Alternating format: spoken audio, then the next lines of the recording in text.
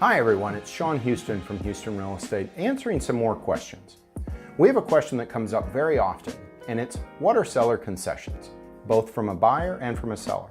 A buyer may have heard about seller concessions from their lender, who has explained that if you ask the seller for concessions for your closing costs, you don't have to come up with that money out of pocket, which in some cases can be rather substantial.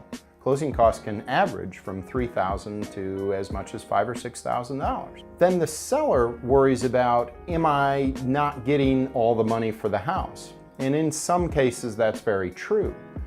So it's very common for us to build a purchase agreement that has seller concessions in it so that the buyer is helping finance their closing costs.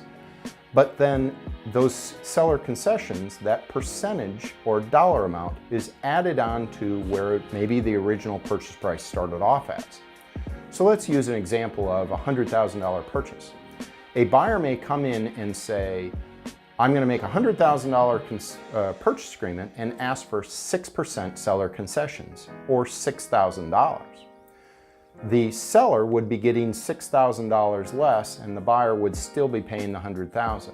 We might come back and do a $106,000 offer or a $105,000 offer where the seller is going to get almost his asked dollar amount, but the buyer is also going to be able to finance those closing costs. You know, it can be somewhat of a complicated situation, but with guidance from a professional, from your lender, from your realtor, it's easily manageable. So I hope that this has been a helpful tip. I hope that it's added value to your buying process. And if you have other questions that you'd like me to answer, please put them in the comments. We'd love your likes, we'd love your comments, and please tell us what you think. Have a great day. Thank you very much.